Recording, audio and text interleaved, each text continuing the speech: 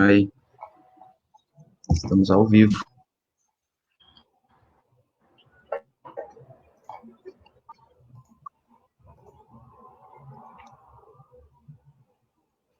Vou começar as formalidades.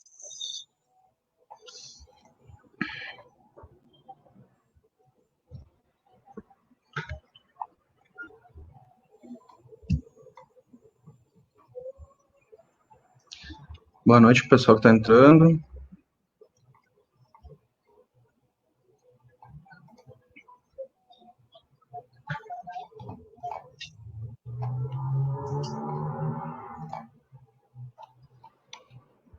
Crescendo o númerozinho.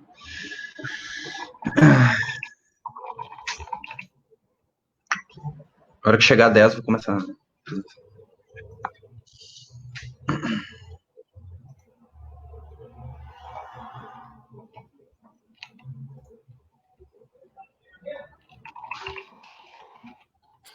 Tem que botar uma música agora de abertura. Nós vamos fazer uma abertura, tá ligado? Podia ter uma vinheta, né? Pedir pro Maurício criar uma vinheta para nós.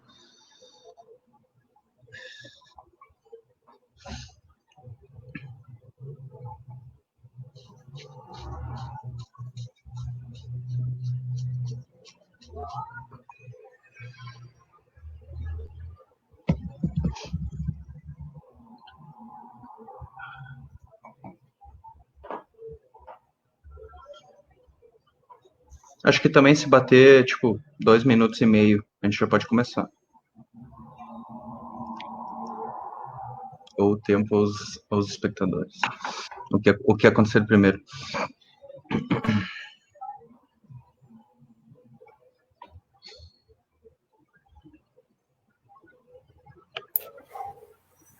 Só você vê o número de telespectadores que estão tendo agora? Ou a gente consegue ver também? Eu acho que consegue. Não? Não, Diplomático. Aí, podemos começar já. Boa noite para quem já está aí, nos acompanhando. Nós somos a APG, né, pela ciência da gente, gestão 1920 da PGU-FSM, e estamos dando continuidade, então, ao nosso projeto de lives, né, que está tentando trazer algumas discussões, né, nesse período de quarentena, onde fica difícil da gente se encontrar, fazer isso de forma virtual, né. Na semana passada não, segunda, a gente conversou com o professor Walter Coan, e hoje a gente vai receber, então, a Mariana Rodrigues, que é psicóloga, doutoranda no programa de pós-graduação em Psicologia Social da URGS e diretora da NPG. Eu passo a palavra, então, para a Mari, para se apresentar, o pessoal se apresentar também, e depois a gente inicia daí o debate. Oi, gente, tudo bem? Então, eu queria já de início agradecer o convite de vocês da Associação de Pós-Graduandos da UFSM. Acho que a gente vai conseguir fazer um debate bem legal hoje à noite. E, sem mais delongas, eu sou a Mari, eu sou diretora, sou vice-presidente da região sul da NPG, faço parte de um movimento, acompanho essa gestão, que é um movimento por uma universidade popular, e é sobre isso que a gente vai falar hoje, sobre uma das perspectivas de universidade popular. Então, fico à disposição de vocês.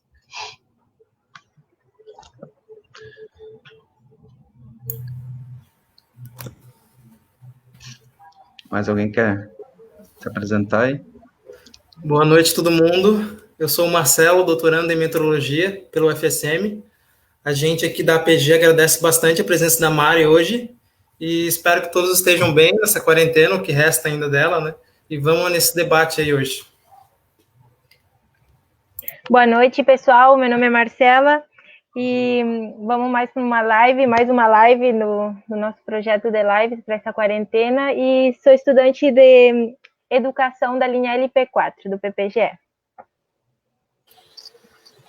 Bom, eu sou o Marcos, sou estudante de pós-graduação de doutorado em educação, né, formado em filosofia, e estamos aí para mais uma live, aí, aproveitando esse período de quarentena. O que está do restante tem sido bem positivo, esses espaços que a APG e o UFSM vem construindo. Então vamos lá, obrigado por ter aceitado o convite, Mário. Eu agradeço também aos intérpretes de Libras, né, a Joelaine e a Raquel, que vão nos auxiliar hoje a fazer essa tradução.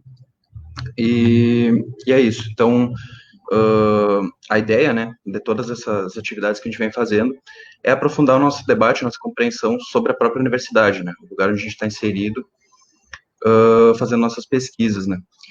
Então, a ideia é aprofundar esse debate, principalmente sobre os limites e as contradições dessa universidade, né, os limites e as contradições que a gente identifica, né, na nossa prática, no nosso cotidiano. Considerando a função da universidade, né, na divisão do trabalho, na divisão social do trabalho, e no processo de reprodução social, né, as funções específicas que a universidade cumpre, né, nesse processo, e tendo isso em vista, para nós nos parece fundamental, né, debater em torno de perspectivas críticas, né, que daí se propõe a pensar essa universidade, a pensar uma universidade mais próxima do povo, né, do desenvolvimento nacional, e para que a gente também possa compreender, né, qual é o nosso papel desse conhecimento, né, enquanto cientistas, enquanto pesquisadores, no contexto da sociedade capitalista, né? E pensar também formas de como que a gente pode estar pensando de forma coletiva para avançar nesse sentido na construção dessa universidade, né, mais popular de fato. Então, para isso a gente trouxe a Mari, né, que vai nos trazer a perspectiva da universidade popular e a gente vai buscar debater em torno dela. Aí a palavra está contigo, Mari. Valeu, obrigada, gente. Vamos lá, então.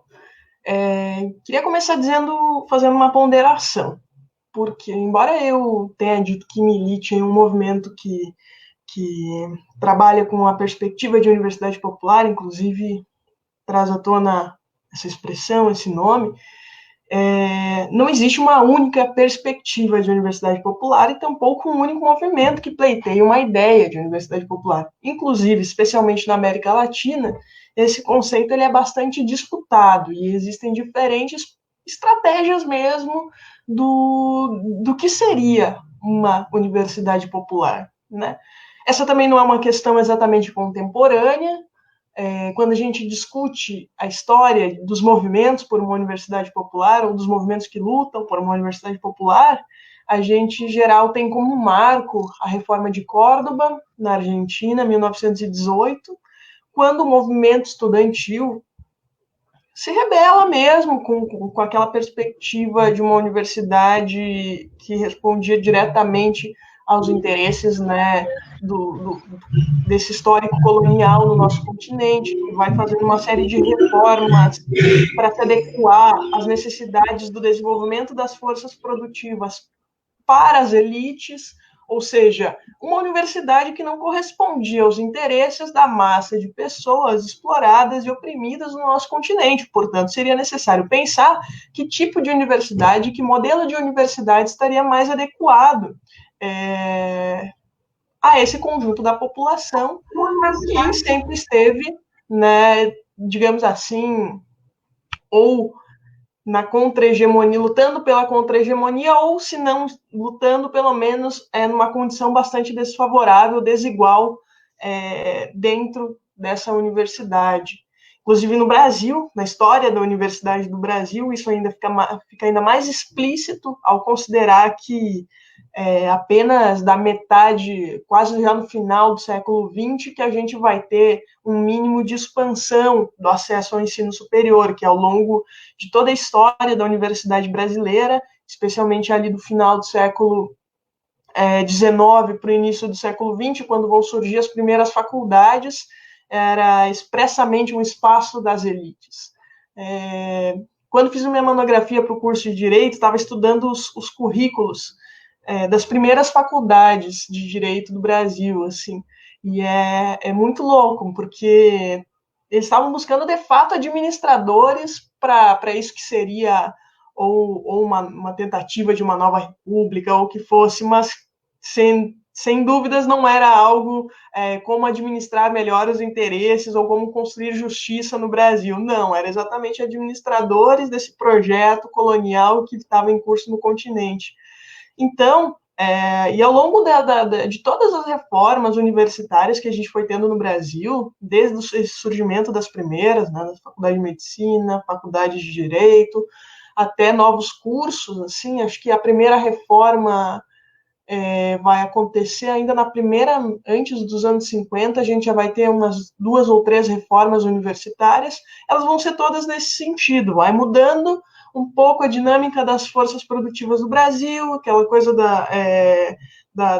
primeiro uma política de extração, monocultura, depois uma industrialização muito embrionária, enfim, tudo isso a universidade vai se moldando a essas necessidades. Isso é interessante porque já nos coloca um desafio a mais dentro da história da universidade brasileira, porque, em geral, quando as pessoas lutam pela universidade, lutam pelo acesso à universidade, assim, né? E não se discute muito o lugar da universidade no desenvolvimento de um país e na história de um país. Então, isso é uma primeira ponderação que eu gostaria de fazer. Em geral, quando a gente vai falar de universidade popular, existem esses diferentes modelos, diferentes perspectivas, eu vou apresentar uma delas, né, que eu nem diria que é uma perspectiva fechada, eu acho que é algo totalmente em construção, porque a gente vive uma dinâmica muito acelerada de mudanças conjunturais que também exigem a gente ter uma certa criatividade nas nossas ferramentas de luta, nas nossas ferramentas de construção. Bueno, o segundo aspecto que eu gostaria de destacar é que, além das universidades, essas que a gente conhece ao longo do século XX, terem passado por transformações que, em geral, respondiam aos interesses de uma elite dessas forças produtivas, ainda os agentes, os sujeitos dessas universidades, ou seja, quem tinha direito a acessar, vai ter uma mudança muito pequena até o final do século XX, ali, o início dos anos 90, como eu ia dizendo. Porém, a condição para a expansão do ensino superior nos anos 90, ela vai ser bastante perversa, porque justamente no momento em que a universidade pública se abre, é o momento também que o Estado volta todo o seu financiamento para as universidades privadas.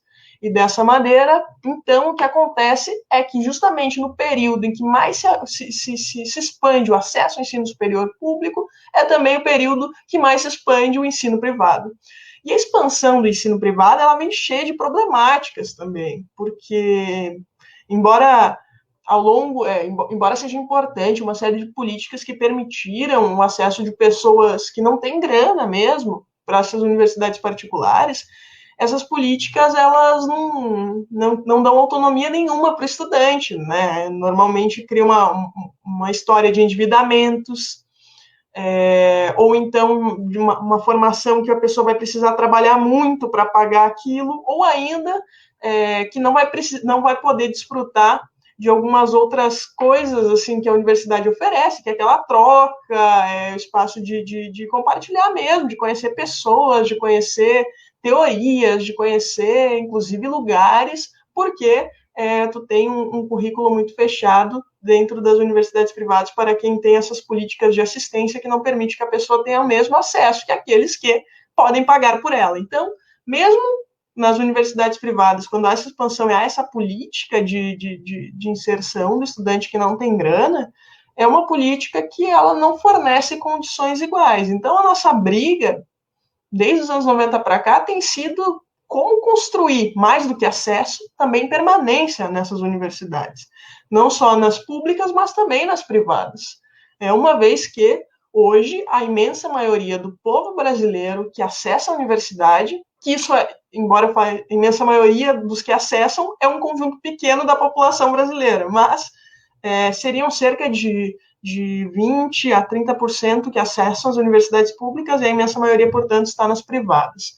Isso dentro de um conjunto populacional onde a imensa maioria ainda, quando muito, chega ao ensino superior. Assim, a gente sabe que o Brasil tem um nível de evasão extremamente elevado ainda do ensino fundamental para o ensino médio. Ali nessa transição, a evasão já é enorme. Então, aqueles que conseguem terminar e acessar a universidade é um número cada vez escalonado, né?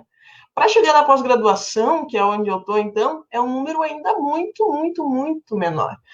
E eu sempre tento não me basear tanto em estatísticas, porque eu acho que elas, às vezes, nos pregam diversas peças, né? Mas eu acho que é interessante ter elas como parâmetros. E o parâmetro hoje é esse: a maior parte do povo brasileiro não está nas universidades, aquele que está nas universidades privadas, e a certeza, no âmbito, por exemplo, da pós-graduação, é que as políticas dos últimos anos, políticas sociais, permitiram acesso de pessoas que, ao longo da história, jamais pessoas, famílias que jamais sonhariam com seu filho estar na universidade e fazer pós-graduação têm feito, isso é um fato, mas é um número muito ínfimo. Bom, esse é o terceiro elemento já que eu apresento. O quarto elemento é em relação mais ao papel mesmo da universidade, assim, dentro das suas estruturas internas. Teoricamente, eu gosto de pensar, de utilizar uma expressão que é pensar a universidade como um aparelho privado de hegemonia. O que isso significa? Em palavras mais simples. Significa que a universidade ela vai, direta ou indiretamente, permitir e responder a todos esses interesses que eu falei no início da minha fala, que correspondem à hegemonia das relações sociais. E, portanto, aquelas pessoas que decidem se insurgir contra isso, embora construam espaços como são as entidades representativas dos estudantes, como são os coletivos estudantis, eles estão lutando quase que contra a maré, porque toda a hegemonia da universidade, suas estruturas, o seu funcionamento interno, ele não vai ser para permitir que a universidade, esse modelo seja criticado, ele seja, transformado, porque a universidade ela é um aparelho privado de hegemonia, ela não é algo que está em paralelo a tudo que acontece fora, o que acontece socialmente, né? Então, por exemplo, se a gente está vivendo um aumento da lógica do empreendedorismo e da concorrência e do individualismo fora da universidade, a partir do nosso modo de produção, dentro da universidade isso também vai acontecer, a gente também vai perceber. E eu não sei como estão as coisas na UFSM, mas na URGS, por exemplo, que é uma universidade que tem uma série de movimentos sociais, a galera está sempre se articulando, lutando. Nos últimos tempos, o avanço da lógica empreendedora, concorrencial, individualista é extremo, assim, foge ao nosso controle, a gente nem percebe quando vê tá lá dentro já, tá funcionando e tal. Então, isso tudo não é porque a gente não foi naquela reunião do conselho e aí aprovaram isso. Não, é porque é uma lógica muito mais complexa, né? Onde as coisas elas se conectam. Isso é importante porque para responder aquela pergunta do por que construir, por que ter uma perspectiva de universidade que não seja essa universidade do capital e por que construir um movimento para isso, ou mais de um movimento, ou uma articulação entre movimentos. Porque se a universidade ela não é um corpo isolado dentro da sociedade, e muito pelo contrário, ela é complexa, ela tem multirrelações, ela responde aos interesses de uma estrutura muito maior, os estudantes sozinhos, ou um movimento sozinho, numa universidade, vai ter um poder de intervenção e de transformação muito pequeno. Então, todas e todos que desejam pensar ou realizar um modelo distinto de universidade precisam, minimamente, levar isso em consideração e pensar a partir daí como se organizar para enfrentar esse conjunto de estruturas, assim. Ao mesmo tempo, um movimento, ele tem limites do seu período, do seu tempo histórico, digamos assim. E quando a gente pensa em se articular dentro de uma universidade, volta aquela pergunta, qual é o papel da universidade na sociedade que a gente vive? É possível, através das universidades, transformar o conjunto das relações sociais? O meu entendimento é que a universidade é um dos instrumentos, dentre de uma série de outros, que juntos talvez possam, eles articulados, transformar alguma coisa, mas sozinha, a universidade, eu acredito que ela pode muito pouco. E por isso, todas as pessoas que pensam em projetos de universidade popular, em geral, pensam nessa articulação, não só interna, mas também disso, da universidade, com outros setores da sociedade que são igualmente afetados pela desigualdade, pelas opressões, pela precariedade de serviços e assim por diante. Agora, quando a gente vai constituir um inimigo comum, até as coisas ficam um pouco mais simples. Agora, quando a gente vai escolher qual é o caminho que a gente vai seguir para derrotá-lo, aí começam a aparecer os problemas. E dentro dos movimentos que se articulam em torno de uma ideia de universidade popular, isso acontece.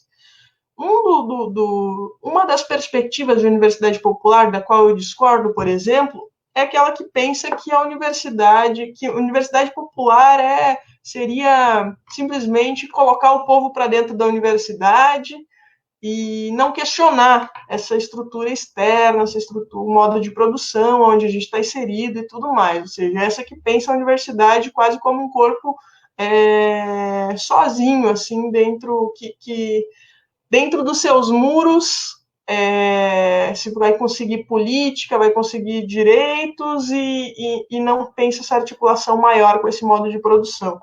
E acredito que isso não significa, porém, que a gente não deva pensar em políticas dentro da universidade. Mas vou dar um exemplo bem concreto, que é bastante polêmico, mas que eu acho que ele é importante.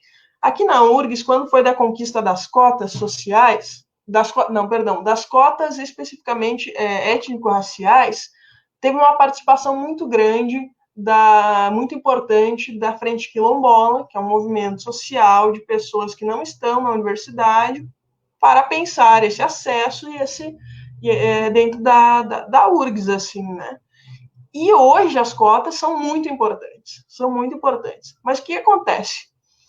Houve nos últimos anos uma série de cortes no financiamento da universidade pública, né? Acho que a emenda constitucional que congelou os gastos dos serviços públicos é um dos exemplos de cortes, mas houve muitos outros em sequência.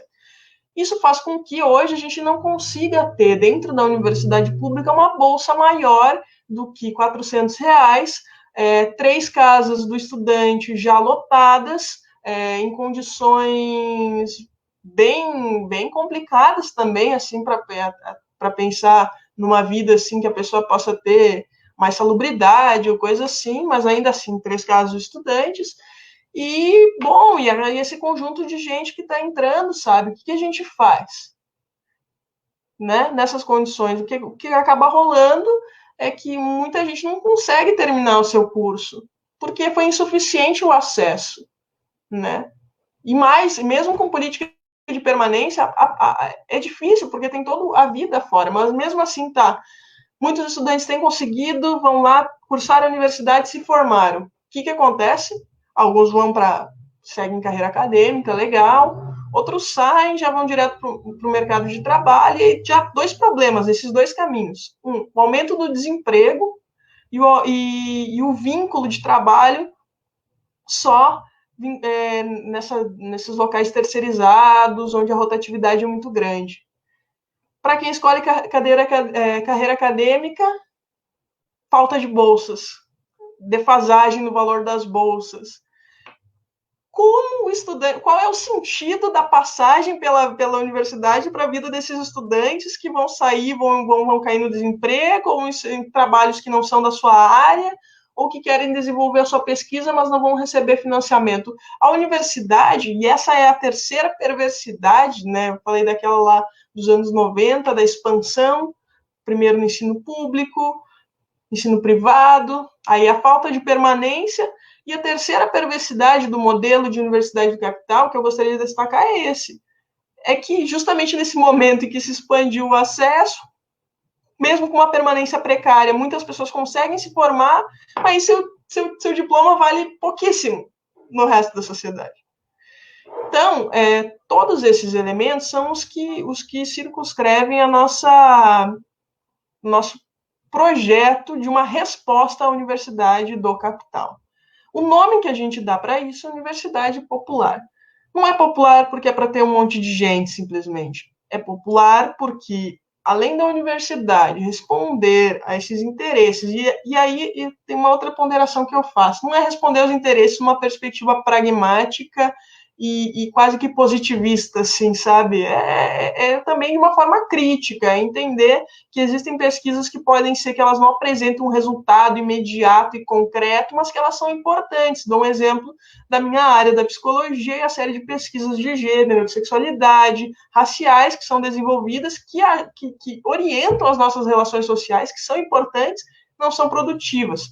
Acho que a universidade popular também tem que integrar esses elementos né? Mas, enfim, então, não é ser um monte de gente, mas é sim ter acesso. Hoje, o acesso à universidade é meritocrático, quem passa no vestibular. Seria muito importante que a universidade pudesse estar de portas abertas para aqueles que têm interesse em entrar na universidade, que não fosse necessário essa massa concorrencial que estuda, às vezes, quem tem condições, né? Desde a 8ª série já está estudando lá, né, para a universidade, e aí depois se rifam as vagas dos cursos que não se lota. Então, seria importante a gente conseguir superar essa etapa da história onde a universidade tem esse modelo de ingresso. Além do modelo de ingresso, como eu já citei, que destaco a questão da permanência. Mas também o que a universidade dá de retorno à sociedade.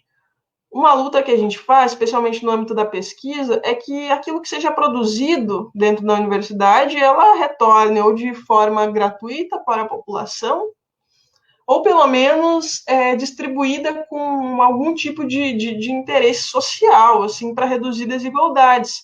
E não como tem sido, que muitos produtos são desenvolvidos com laboratórios públicos, com pesquisas financiadas pelo poder público, mas são patenteadas por empresas privadas e são vendidas para a população por um preço extremamente elevado. Isso, um modelo de universidade popular teria que funcionar de uma maneira oposta, né? Os trabalhadoras que constroem as relações sociais, que trabalham, que suam o lombo diariamente para manter a economia funcionando, uma universidade tem que estar respondendo diretamente a esses interesses, e não o contrário, né? Servir como mais um instrumento de produção de mais valor e de exploração. E por fim, porque eu acho que para essa primeira parte eu já estou falando bastante, existe também uma perspectiva de universidade popular que eu estou falando das perspectivas, das diferenças entre perspectivas, né? Porque eu disse que a minha ideia não seria mostrar um modelo fechado. A outra é de integração entre, né? Importante para uma universidade ser popular é integrar ensino, pesquisa e extensão.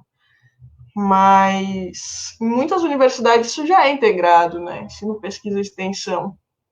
Por exemplo, uma empresa júnior que produz para fora dos muros da universidade, de certa maneira, ela está fazendo extensão, está fazendo pesquisa e pode estar fazendo ensino. Isso corresponde aos interesses de uma universidade que tenha que ser popular? No meu entendimento, não. No meu entendimento, é preciso ser crítico a essas experiências, porque essas experiências também alimentam essa lógica hegemônica que promove desigualdade, que promove opressão sobre as populações mais vulneráveis. Então, agora sim, para finalizar, eu acho que é isso. Existem essas diferentes perspectivas, mas fundamentalmente o elemento positivo e comum àqueles que defendem um projeto de universidade popular é que dentro da lógica reativa de inúmeros movimentos sociais estão propondo algo. E propor algo é fundamental para a gente avançar. Agora, que estratégia, que proposição, isso é algo que a gente discute, que a gente debate, mas o que a gente não pode, se a gente quer transformar as relações sociais que estão ao nosso redor, é ficar simplesmente respondendo aos ataques que vêm de cima. A gente precisa saber qual é o modelo de universidade, de educação que a gente quer, qual é o lugar da universidade que a gente quer desenvolver na sociedade, e no meu entendimento, isso perpassa por impulsionar algum movimento, como é o movimento por uma universidade popular.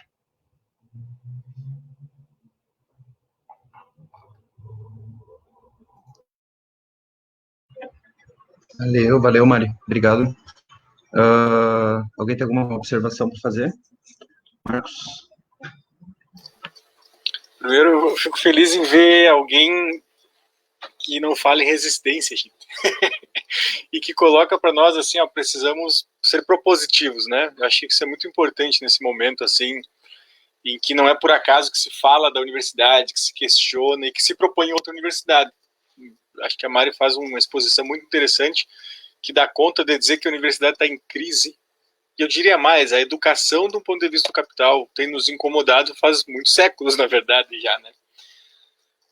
Mas eu queria chamar a atenção a alguns pontos que daí eu falo assim mais enquanto até alguém que está dentro do movimento estudantil desde 2008 na universidade, né, gente que acho que é o caso de todos nós aqui, bem dizer, quando entra na universidade acaba se envolvendo com o movimento estudantil e só sai dele depois que entra para que sai da universidade, né. Mas bem, então a educação em grande medida, e a gente acho que esse é um ponto central e a Mari levantou isso antes, né. A gente não pode se iludir muito com a educação, especialmente a universidade. A centralidade dela é a formação da força de trabalho qualificada para servir ao mercado. Aí nós temos algumas questões que dá para conversar depois, o que é esse mercado, ou o que encontra-se o Brasil atualmente, né, para absorver nós formandos. E falando da pós-graduação ainda, é força de trabalho super especializada, vamos dizer. Mas eu tinha alguns dados, por exemplo, a Andifes, ano passado, fez uma pesquisa, ela faz, se eu não estou enganado, onde se faz anualmente, né, a Associação Nacional dos Dirigentes de Instituições Federais, se eu não me engano, faz anualmente, mas o do ano passado mostrou que 70% dos alunos, 70,2% na verdade, dos estudantes de universidades federais, né, são de baixa renda, ou seja, aquelas famílias que ganham até um salário e meio por mês, ou seja, 70,2% das universidades federais. E o mais interessante também é que dessa pesquisa da Andifes, 51,2% dos estudantes se autodeclaram negros, né? Então teve uma mudança significativa no último período, mas ao mesmo tempo o que a gente percebe é a universidade se arrastando ainda. Se arrastando no que diz respeito a corresponder às demandas concretas que a universidade deveria corresponder. E por isso a pauta da Universidade Popular, né, gente? Mas para fechar, não é uma questão, é para a gente pensar assim, ó, porque eu penso que há um problema de um corporativismo muito grande da universidade. Eu queria que a Mari falasse mais sobre isso, porque ela apontou algumas questões de articulação, acho que é por aí. Mas há um problema de corporativismo, me parece, muito grande, inclusive de nós, às vezes, do movimento estudantil, dos sindicatos, exclusivamente dos sindicatos de professores, dos servidores das universidades. Porque se a gente tirar a totalidade de onde o Estado brasileiro se encontra, parece que a universidade pode se mudar sozinha. Não foi o que a Mari falou, a universidade está dentro de um todo, né, Mari? Mas eu queria, se pudesse, a gente conversar um pouco mais sobre porque eu me lembro do detalhe, aí eu fecho, né, eu lembro do detalhe em Atos, aqui em Santa Maria mesmo, e está gritando lá, não quero que feche o meu RU. Eu acho que é justo, né, não fechar o RU.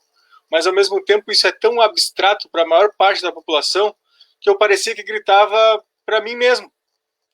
Então, eu fico pensando, e é para jogar elementos para a gente ir conversando, como vê esse corporativismo, por vezes, no movimento estudantil, dos sindicatos, de quem olha a universidade e quer mudar ela. E acho que talvez não é o caso nosso de perceber desse ponto de vista. Mas para trazer elementos para nós aqui, né, como ir contra esse corporativismo, eu acho isso preocupante, né? E não estou dizendo que a gente aqui faça isso, mas que precisamos pensar sobre, né? Massa.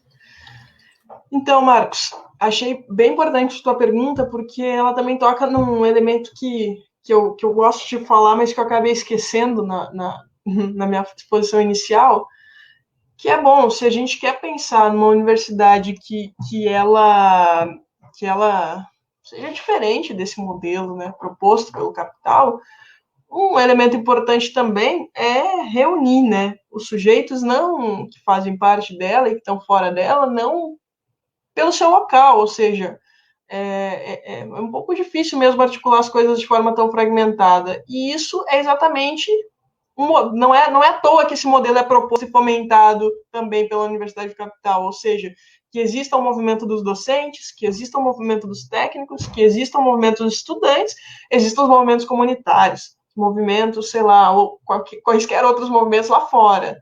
E aqui dentro, ainda assim, essas, né?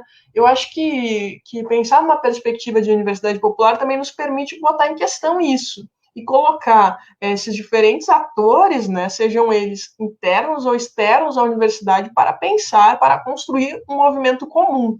Eu acho que isso é muito importante. Agora, de fato, isso esbarra na atual cultura do corporativismo, que mesmo para aqueles que criticam o corporativismo, é difícil de se desligar, porque toda a lógica política ela está colocada para funcionar dessa maneira. Então, por exemplo, se tu quer o aumento do valor das bolsas, que estão defasadas, tu precisa reunir um conjunto de pós-graduandos, convencê-los que precisam lutar por isso, se organizar nas entidades pós-graduandos, e aí, então, talvez lá o presidente da CAPES, o ministério responsável atendam a sua demanda.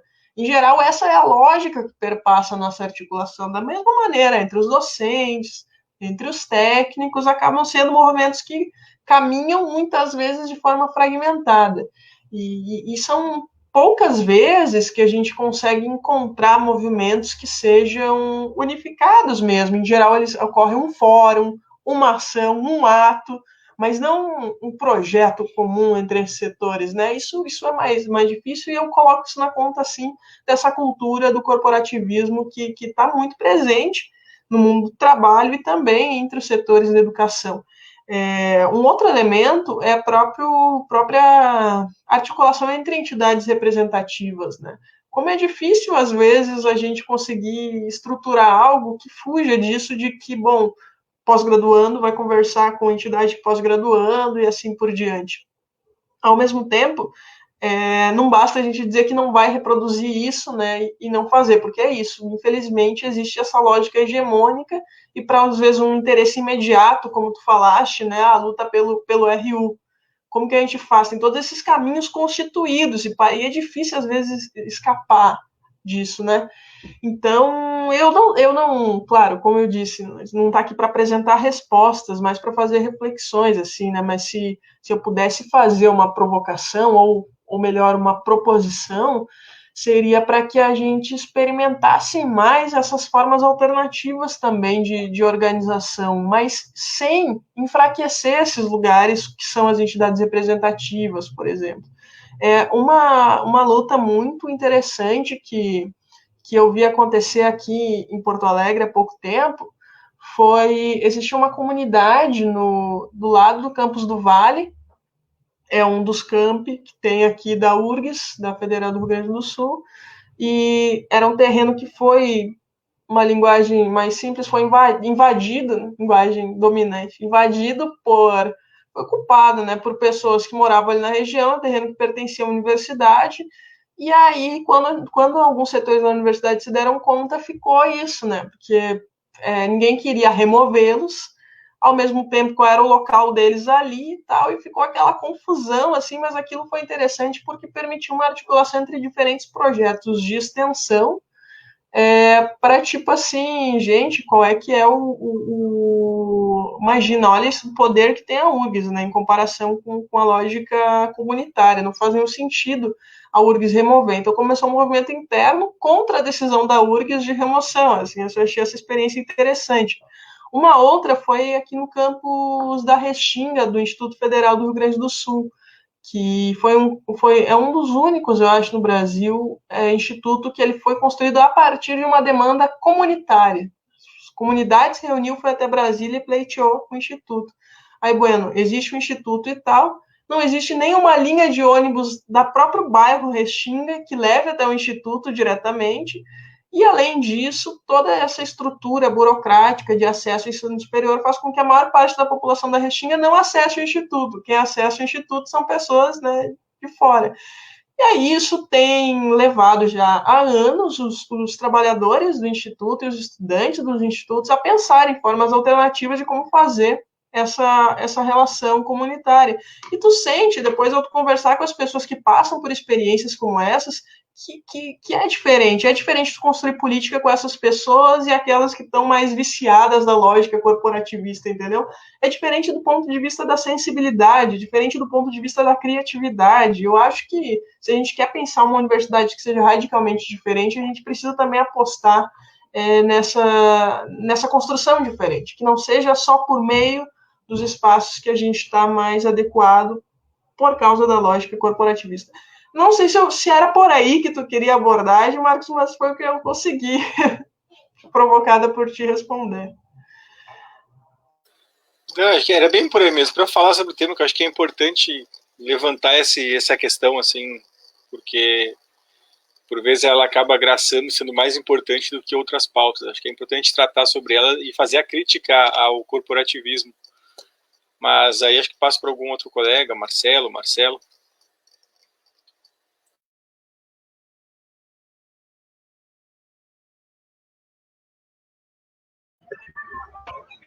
Alguém aí, ou vou eu? Tudo bem, Mariana? Pois é, a tua fala me tocou em várias questões, assim, que são, gostaria de te ouvir mais, que são questões, assim, que eu, como estudante, por exemplo, eu me formei no curso de artes visuais, hoje em dia estou na pós-graduação em educação, e também, desde que entrei na universidade, eu sempre me envolvi com o movimento estudantil, e assim, pensando na área da educação, eu como professora, e pensando também em coisas que aconteceram aqui em Santa Maria, eu lembro do PIBID, que foi algo que me marcou bastante quando a gente começou a sofrer as ameaças de fim do PIBID. Eu lembro que aqui em Santa Maria, a gente foi para a praça aqui da cidade, do centro da cidade, e a gente foi dar essa devolutiva à população, porque já aí começava aquele discurso de um distanciamento da população, das pessoas, com os universitários, e com a questão da universidade, do investimento, ela começava já, os murmurinhos, foi ano 2016, 2017. E isso, com o tempo, piorou esse discurso, né? Foi ficando cada vez mais forte, cada vez mais violento, e algo que infelizmente, é comum aqui. Por exemplo, lá a gente tem no campus está o hospital universitário. A população, a maioria, muitos aqui que são moradores de Santa Maria, só conhecem lá o campus, já entraram na universidade pelo hospital universitário. E não conhecem, e não tiveram esse acesso, mais ou menos parecido com essa relação que tu falaste sobre o pessoal da Restinga ali, do bairro e do IFE, que fica ali. Essa relação, muito, muito grande, crua, aqui em Santa Maria, que isso é perceptível. E aí esse discurso mais se ampliava, por quê? Porque o que aí eu penso, né, quando tu falou desse retorno para a população, né? Tipo, eu lembro dos meus colegas e pessoal de diferentes cursos, de licenciatura, né? Porque o PIBID era licenciatura, levando os cartazes, levando os trabalhos em banners, e aquilo, assim, não foi, claro, foi um ato, a gente ficou ali, porém não teve uma aproximação, assim, com as pessoas. E aí eu me questiono muito, eu, assim, como estudante, me questiono as várias vezes que eu fui em atos, por diversas coisas, desde uma época que era do 10% do PIB para a educação. E aí tu vê como tá hoje, tipo, se não fosse esse desvio que a gente teve nesse trajeto, nossa universidade, a FSM, não ia ter papel higiênico. Um dos rios foi privatizado. Daí eu penso como que poderia ser uma universidade que pensasse o Brasil, que pensasse a gente como sociedade, sabe? Aí eu falo também da questão do que a gente estuda, dos currículos dos cursos, por exemplo. Se esses currículos, eles priorizam, por exemplo, autores brasileiros ou latino-americanos, e a gente sabe que a maior parte não. E aí isso é uma coisa que me incomoda, assim, muitas vezes, da universidade, assim, que a gente, já que a gente está falando, retomando isso que nos incomoda, e como pensar, né, uma coisa mais propositiva nesse âmbito. E retomando até uma coisa que o Marcos falou, que eu também faço a crítica, tipo, é a palavra resistência, realmente. Resistir, a gente parece que está sempre de pé no mesmo lugar, enquanto a gente vai apanhando, até nos levar a um limite. No limite, por exemplo, que foi o corte das bolsas, eu vi colegas desesperados, eu entrava na internet e via as mensagens aqui, a maior parte faz parte desses grupos de bolsistas CAPES e tal, eu via aquele desespero, né? E aí depois voltaram as bolsas e meio que a coisa vai calmando, tipo, como criar movimentos para isso, como se movimentar de fato, e fazer uma crítica de fato, assim, enquanto muitas vezes o que a gente estuda não nos toca. O que a gente estuda está longe da gente, está longe da nossa cidade, está longe do nosso vizinho, está longe da moça que trabalha na Suclim, terceirizada ali, que a gente vê todos os dias, por exemplo, no nosso centro onde a gente estuda. Aí eu queria pensar contigo, queria te ouvir até acerca dessa minha questão. Então, Não, é uma questão simples também de responder, mas que eu penso, acho que por essa parte final da tua fala, já queria fazer um comentário, assim, esse sentir-se distante, né? Não enxergar aquilo que a gente produz, não acessar o que a gente produz, ou não ver sentido naquilo que a gente estuda, né? Esse estranhamento, ele é típico de uma sociedade que te explora e que tu não é um agente, né, que esteja numa posição de acessar as coisas todas que são oriundas toda essa produção. Então, o que acaba acontecendo é isso mesmo, assim, muitas pessoas, elas leem autores que não veem sentido, elas fazem parte de aulas que elas não gostariam de fazer, elas produzem coisas para alimentar o seu currículo, para alimentar, sei lá, poder conseguir publicar um artigo, conseguir construir um produto, enfim, os sentidos que as pessoas dão para as coisas que fazem dentro da universidade muitas vezes é muito imediato, né? Porque é difícil pensar aquilo que você faz, qual é o impacto disso em todo esse universo maior de coisas, de relações que é a sociedade.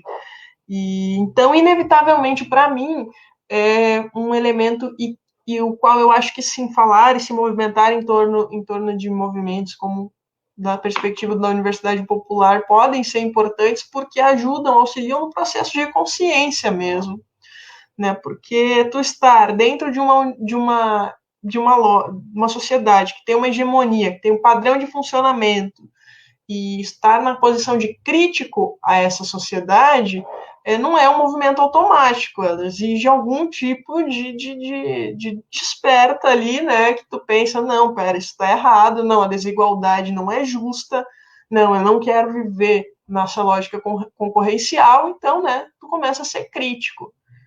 Em geral, o primeiro movimento crítico é tu conseguir, tu até tem uma certa facilidade em te dizer, por exemplo, anticapitalista, em te dizer, ou pelo menos democrático, mas aí se é para falar de uma coisa que não é aceita por essa sociedade, assim, por exemplo, eu quero defender uma universidade que responda a um projeto de país ser socialista, vou ser polêmica aqui.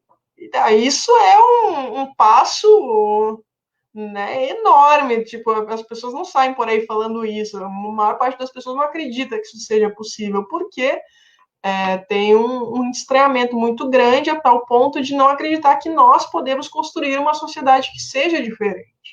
Naturaliza esse modo de produção, naturaliza como as coisas funcionam, e qualquer coisa que seja diferente dessa estrutura de funcionamento é vista como uma coisa bizarra, estranha, inaceitável, e, né, do ponto de vista mais trágico ainda, até são favoráveis à criminalização dessas ideias. É isso que a gente viveu no Brasil, está vivendo no Brasil hoje. Eu usei um exemplo polêmico, vou usar um menos polêmico. Menos polêmico, entre aspas, talvez menos polêmico na universidade. O feminismo, né? Para muitas mulheres, é absurda a ideia de existir um movimento feminista, porque naturalizaram uma determinada forma de ser mulher, um ideal de ser mulher, um padrão de ser mulher, e qualquer coisa que escape a isso vai ser estranhado, vai ser discriminado e, no sentido mais trágico, talvez até criminalizado. E a gente tem vivido isso também, né? A gente tem ministros da educação que se sentem muito à vontade para expor pessoas, pesquisadores das áreas de gênero e sexualidade. Isso tem acontecido, é real, é agora. A gente está vivendo. Então, dentro de todo um complexo que naturaliza essas coisas, as quais nós, que discutimos perspectivas críticas, nos posicionamos contrários, exige da gente um passo muito grande se a gente quer começar a fazer as pessoas viverem essa experiência de universidade sobre um outro sentido. E aí, bom, tua pergunta é como construir esses movimentos, né? Eu acho que a gente tem que apostar na criatividade mesmo e nas mais diversas esferas. Sei que tem movimentos que trabalham com experiência de deslocar o estudante para um projeto de extensão que vai, né, ter contato com uma galera que já está mais enraizada no movimento. Tem gente que faz isso em relação à vida fabril, né, às fábricas. Tem movimentos que, né, trabalham ainda um pouco mais simples, trabalham com a cultura, sabe, colocam as pessoas em movimento. Acho que isso é o primeiro passo, colocar em movimento. Acho que não vai haver um lado certo, aonde essas pessoas devem estar para elas construírem darem um outro sentido para o lugar que estão, que é a universidade. Mas eu acho que esse movimento ele tem que ser dialético. Não adianta a gente ter pessoas super críticas da universidade e continuar vivendo num modo de produção que explora e que oprime, né? Vai ser bem legal, a gente vai ter discussões muito boas, mas, né, fora da universidade as coisas vão continuar acontecendo. Então isso também não tem é importante, mas é preciso que seja dialético. E tem lutas que elas não vão se dar por via da educação, entende? Eu acho que é isso, assim. Acho que um pouco o Marcos também tinha comentado isso. Acho que existem lutas, a educação ela vai ser um complemento, ela vai ser um espaço importante de produzir uma consciência crítica, mas talvez ela não seja o instrumento suficiente e necessário para transformar as relações. Então, mesmo que a gente queira, né, dentro de um movimento que quer construir uma universidade popular, por exemplo, esse movimento não pode ser restrito à educação. Por que o nome vai ser Universidade Popular? Então, porque vai articular um setor dentro de uma luta maior, mas essa luta com o fim em si mesmo, na minha perspectiva, ela não vai cumprir esse objetivo de transformação um pouco mais radical das estruturas tais quais a gente está falando. Mário, tem surgido duas perguntas muito boas aqui. Daí eu acho que, como a gente estabeleceu em uma hora, acho que podemos encaminhar aqui. Vai ser as últimas duas questões, e aí a mãe responde e a gente finaliza. Pode ser?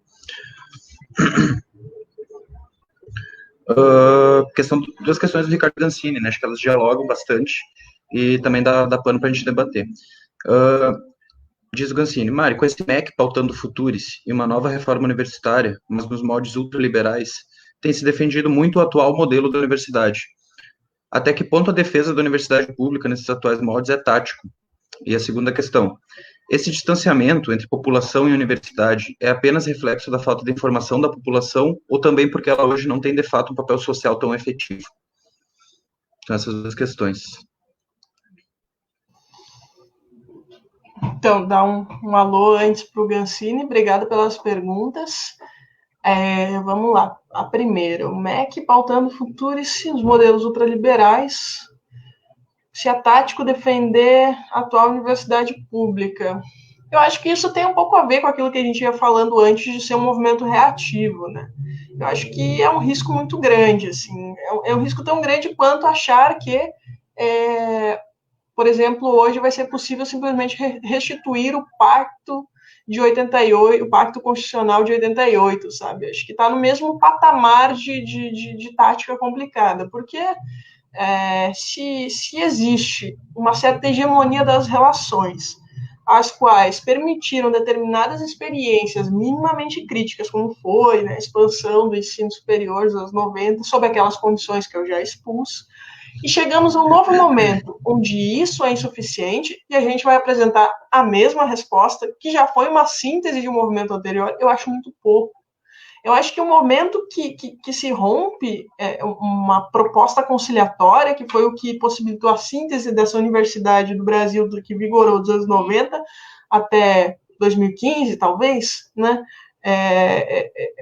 Para a gente produzir algo semelhante, ou pelo menos próximo, seja próximo para menos ou para mais, no mínimo a gente tem que fornecer uma proposta tão radical quanto a que está nesse outro lado. Para mim é uma questão de método de análise. Assim, se a gente quer produzir uma síntese que seja, para alguém que está vindo dizer que pesquisar sobre feminismo é algo que tem que ser criminalizado, para alguém que tem defendido a ideia de que homossexualidade é algo a ser curado, para quem tem defendido a ideia de que trabalhador não tem que pensar em crise, tem que trabalhar, poxa, a gente vai defender esse mesmo modelo que já foi um pacto anterior. Eu acho pouco, entendeu? Eu acho que é hora de radicalizar o projeto de universidade e botar na rua aquilo que é aquilo que está no âmbito quase que do sonho das pessoas, entende? Bom, o que vai ser possível negociar depois disso aí é um outro momento. Agora a gente já começa negociando, nem os capitalistas fazem isso com seus produtos, assim, né? Todo mundo sabe que a principal estratégia de mercado é tu oferecer uma coisa a mais e aí tu vai negociando, né? Então, aí a gente vai fazer isso, né, do ponto de vista político, eu acho um pragmatismo muito, muito perigoso, assim. Então, eu não acho tático, eu acho que a gente pode defender no sentido, assim, um momento, um ato, né? Mas eu, honestamente, acho que a gente deveria fazer um esforço para dar passos além. Não com a expectativa de ir além, mas nesse sentido anterior que eu disse. Negociar, a gente negocia depois. Primeiro a gente precisa ter um projeto. A gente vai negociar sem um projeto comum, sem nada. Bom, a outra pergunta, se o distanciamento entre a população e a universidade é apenas reflexo da falta de informação ou também porque ela hoje não tem, de fato, um papel social tão efetivo.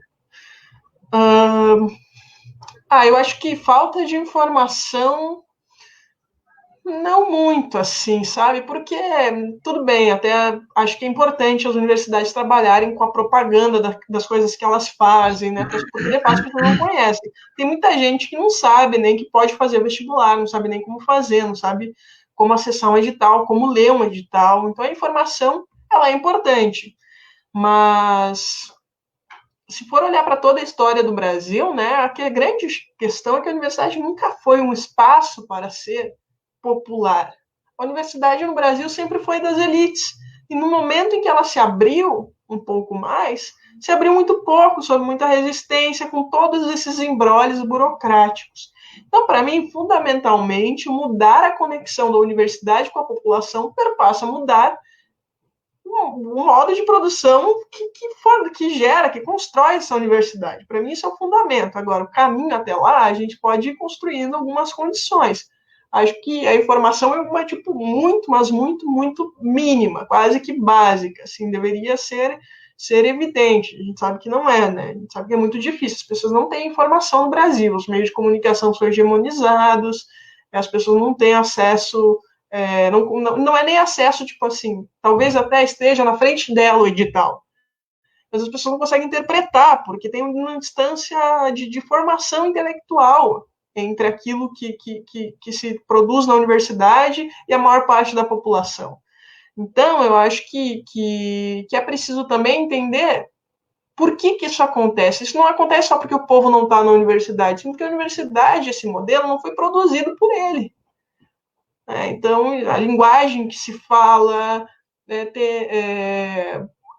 não é simplesmente as coisas que a universidade produz, no sentido de coisas assim, produtos e tal. Na universidade não. É aquele exemplo que a gente deu agora há pouco da questão da Restinga, né? Tá lá, tá no bairro, foi pleiteado pela comunidade, as pessoas não acessam.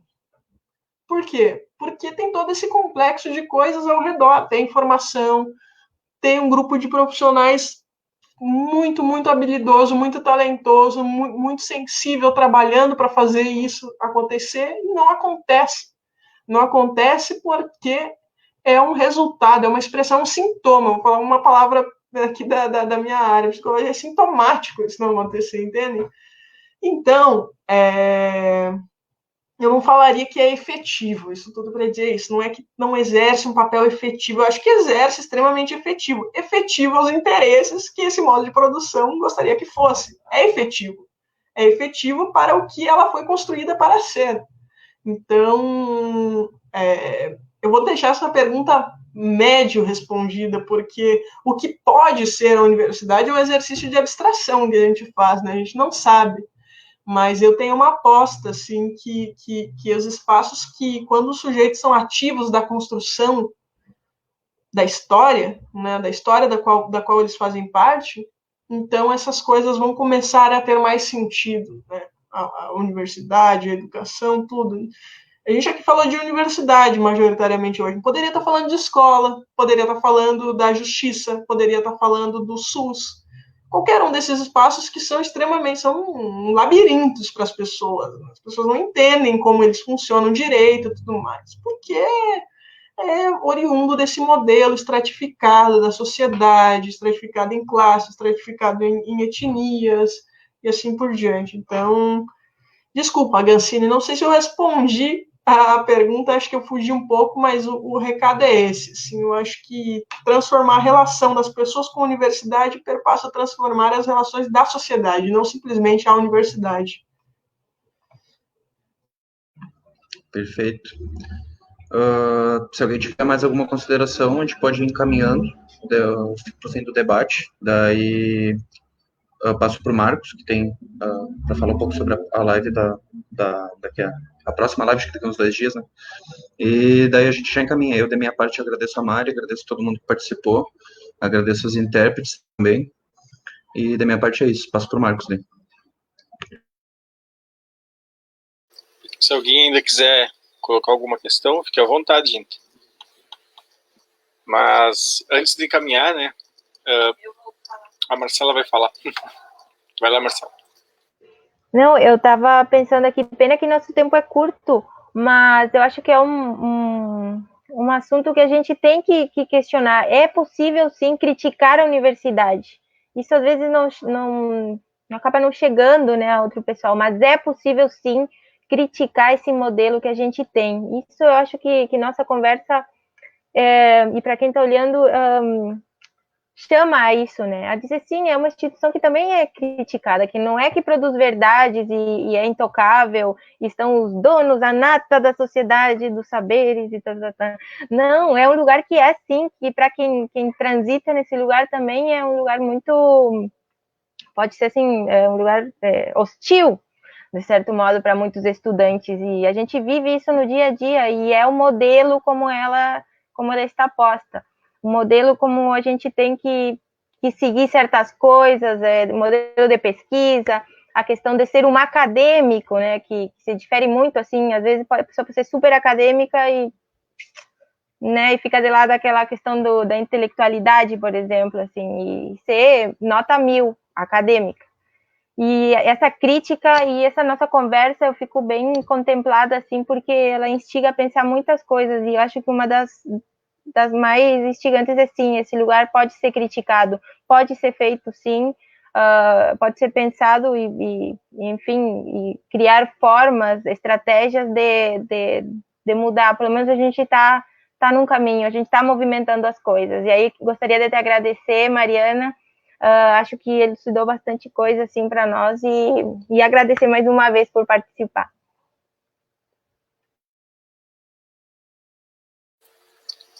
Acho que depois de eu dar esse relato, acho que abre para a Mariana fazer um fechamento, se quiser também. Mas só para chamar, porque os temas que vêm para as próximas lives da APG, especialmente dialogam com o que a gente vem conversando aqui, né?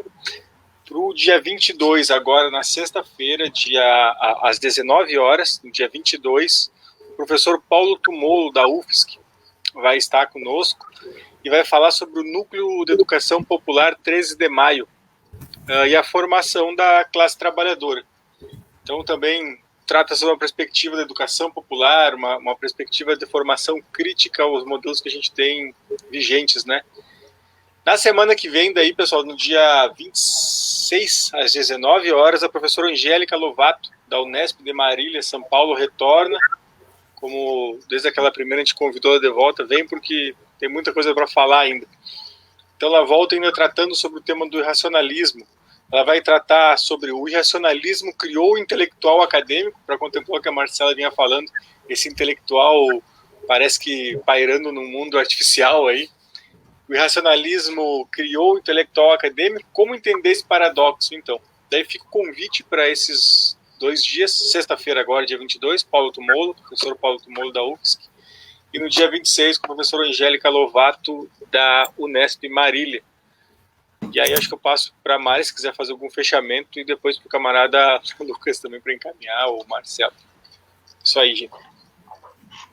Obrigada, Marcos, Marcela, Lucas, Marcelo, Raquel, todo mundo, valeu mesmo. Foi muito massa ter participado com vocês. Aliás, fazer não percam essa próxima live sobre 13 de maio. 13 de maio é um espaço muito legal de produção do conhecimento. então não percam mesmo.